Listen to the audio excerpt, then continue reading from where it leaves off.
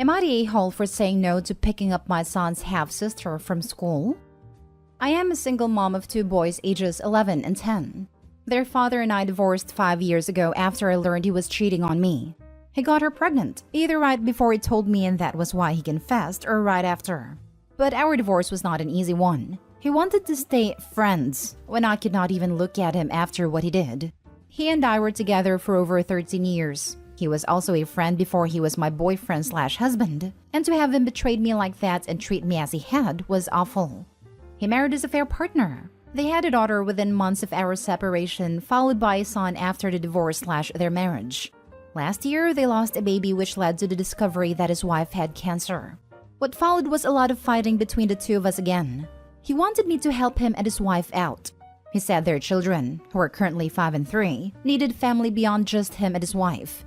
His own family disowned him for our divorce as they were extremely religious and she has no family. I told him it would be over my dead body I would help him.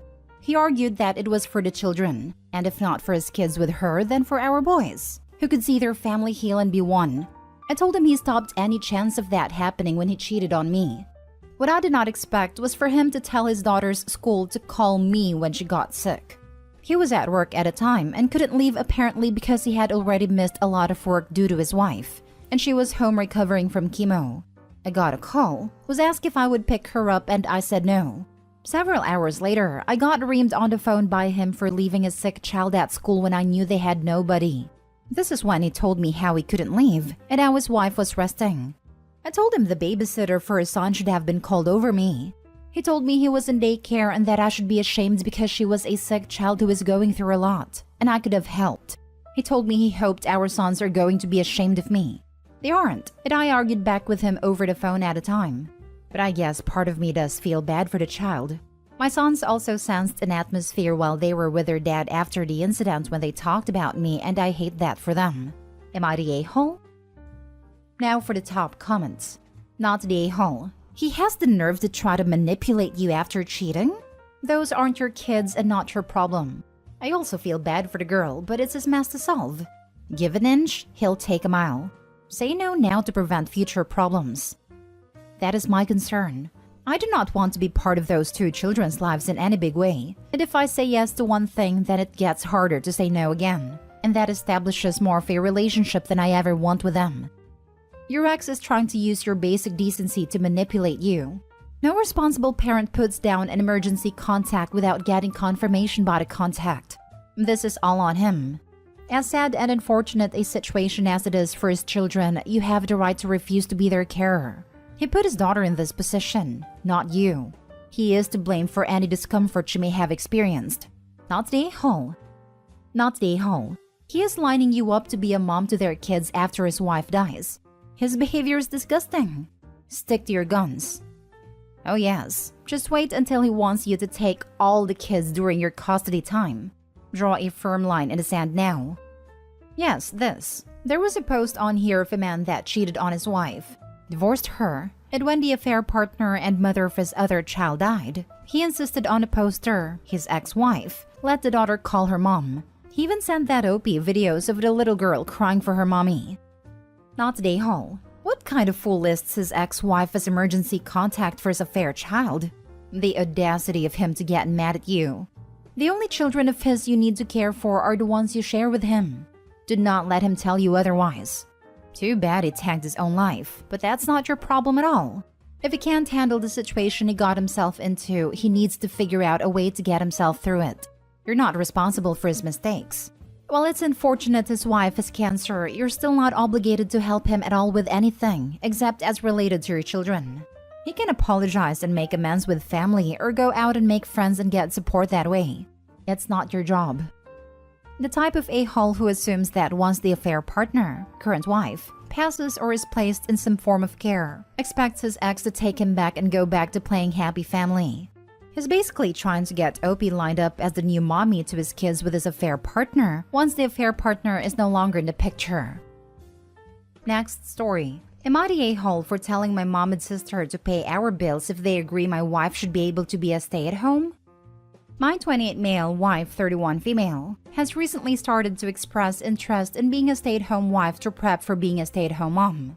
We don't have kids and haven't been trying. And before getting married, we talked about kids and work/home arrangement. And we agreed that we'd both work prior to and once we had kids, and agreed we'd take turns with the stay-at-home portion for the first year or two after potential kids were born, then both back to work. Now she wants to do away with that. It wants to be a stay-at-home wife until we have kids and then be a stay-at-home mom. I never want that. I never wanted that. And I made that clear from the start when we got serious. I enjoy my job a lot, but my salary can't sustain a family. And I don't want to go back to school and change careers like she wants me to make it happen. I don't want to take up a second job either, knowing I'd still be doing half the housework and childcare. Not that that's a bad thing. Whereas both my mom and her parents are local, she'd have plenty of help during the day and able to get downtime. We had dinner at my mother's a couple days ago with my sister and her kids. While we were there, my wife goes, "Your son's being mean. He won't let me be a stay-at-home mom." First, my family took this as she's pregnant and got excited. So I had to tell them that wasn't it, that she just wants to be a stay-at-home. It turned into this 3-on-1 conversation about how I should let her stay at home if that's what she really wants, and I should be taking care of her and finding a way to make this happen for her. Finally, I go, "Would you two help her with the house whenever she needs it?" Of course. That's what family's for, especially when you start having kids will help. Cool. Keep that same energy and help me pay all our bills and every other expense to upkeep our current quality of life, if you feel so strongly that she should get to stay home. They did not like that and told me I was being overdramatic. My mom called me stubborn and told me to find corners to cut to afford everything on my salary and drop things like streaming services, some of my hobbies, go from 2 cars to 1, etc. We left and my wife wasn't too happy on the way home. She says I was out of line for saying that to my mom and sister, especially since she thinks I was serious. Was I wrong for telling my mom and sister to pay our bills if they wanted me to go along with it? Not today, Hall, because you didn't bring it up to them. Your wife did. She was being manipulative and you called her on it. Be careful. I could see an, "Oops, we're pregnant. Now we have to stay home" moment coming. Haha, glad it wasn't just me seeing it. Not the a-hole. I've been here and the divorce will be horrible once you have children. Get out now. She's shown her true colors. This is the warning sign. Seriously, divorce this woman. Not the a-hole. Or at least get a vasectomy. I agree, and this now. Being stay-at-home used to mean all husbands needed to do at home was mow the lawn, shovel snow, and take cars in for service. If her expectation is you will be doing half the housework and childcare when at home, don't come at me. I believe in involved parents of all genders, just making a point here. Plus working 2 jobs, or going to school while working to get a higher salary job you don't even want. When the agreement was you would take turns being stay-at-home after kids, that would be a big nope for me. I found out after I was with someone for almost 2 years that he expected me to quit work, be a stay-at-home mom, plus have way more kids than I could mentally and physically handle. If you can do that, great, but it would have both broken me and been unfair to the kids. I thought he loved me for who I was, but it turned out he expected marriage to magically transform me. Not the a-hole. Good luck, Opie. Take care of you. Next story. Am I the a-hole for telling my sister to stop coming to me to complain about what my husband says to her? My female 31 sister, female 35, Claire, has struggled with her inability to have kids for years. She gets all kinds of questions from people about when she'll have kids, but somehow she focuses on what my husband says about the topic and complains about how he constantly makes backhanded comments about her inability to have kids. She once claimed he told her women in their 30s plus have lesser chances to bear children. Or that one time she claimed he mocked her infertility by calling her garden barren, just like her. I admit that my husband is the type to dish it out, but her complaining seemed excessive because she never liked him anyway. Last week, we got together for dinner at my parents' house. My sister came downstairs later while my mom and I were in the kitchen and told me that my husband suggested she backs out of her IVF treatment and find a better use for the money when she announced wanting to try IVF. She went on about how insensitive and hurtful his words were. I felt upset that I told her she was right to be mad, but she needed to stop coming to me complaining about him as if he was my son, and try to speak to him instead. She snapped at me saying she'll already talk to him, but since he's my husband and I brought him into the family, then I should be the one to handle him. I told her reasoning didn't make any sense, but she called me selfish and cruel just like him. It got so overwhelming when my mom sided with her, even going as far as to say I was enabling him. I left and went home. My husband said my sister is just being too sensitive because he was just giving his honest opinion when she brought up the IVF, and said that if she has an issue with him, he should tell him to his face. He also said that she's probably looking for an excuse to pick an argument with me, and that I was innocent and had nothing to do with this despite her trying to involve me. Neither she nor my parents are speaking to me as of now. Am I the a-hole? Now for the comments. You're the a-hole. Tell your husband to keep his mouth shut. My husband is the type to dish it out. No. Your husband is the a-hole that thinks it's appropriate to comment on your sister's body and reproductive issues. What an awful inconsiderate man you married, and you don't seem too far behind him.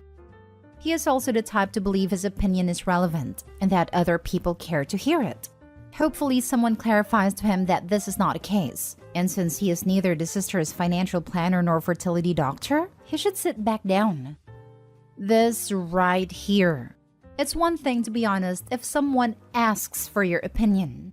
It's an entirely different thing to offer your opinion when it's neither wanted nor needed. My uncle is like this. If he's read a book or heard a podcast, he's an expert. Even if it's my field of study with advanced degrees in peer-reviewed publications. I'll never forget the look on his face when I said, well, that's a common misconception among people who only have a superficial understanding of the issue. If you want to dig deeper, I can send you some articles. My father kept it together but then left all the way home in the car because it had been years since someone stunned his younger brother like that. You're the a-hole. Fertility issues are incredibly personal, and your husband has absolutely no place dishing it out, as you call it, over something so personal and sensitive. And yes, she is sensitive. It's a sensitive topic, and you should be absolutely ashamed of your husband's abhorrent behavior. He is being a cruel, vindictive bully who needs to learn that every little thought that passes through his boy brain doesn't need to come out of his mouth. Furthermore, him specifically targeting your sister says he actually wants to be cruel and hurtful to her, and you enable him. Now don't come to me about his behavior. Why shouldn't she? You married the oaf. He's your responsibility. Or are you just happy that when your sister is around, he's not being a cruel, vindictive idiot to you? Could also be that it's the kind of crap Opie wants to say herself, but she knows that their family will be a lot less tolerant of that nonsense coming from her than her husband. Now for the last story. Am I the a-hole for saying my sister-in-law is not my nephew and niece's mom? We have some background here. My sister-in-law is my brother's second wife, and she's the stepmother to his 3 kids ages 17, 15, and 14. My brother, Sam, lost his first wife when the kids were very small and remarried quickly, in part because he did not want to be alone, and also because he did not want his kids to grow up without a mom. They have been married for 10 years now, and the 3 kids in question do not call sister-in-law mom. They do not want anyone else to call her their mom either. She is the mother to my 2 nephews with my brother, but the discussion in question is regarding the older 3. My brother and sister-in-law went to therapy with the kids out of concern that children so young were so resistant to calling a new mother figure mom, someone who loved them and was genuinely there wanting the best for them. They ended up blaming their maternal family for the lack of title for sister-in-law and attempted to cut them out of the children's lives when the maternal family refused to tell the kids they wanted them to call sister-in-law mom because she was mom now. The courts were brought in, and that put a stop to removing contact. Over the years, the kids have been corrected many times. There have also been many punishments given out because the kids rebel against sister-in-law and have said things to hurt her. It's basically one big fight at their house.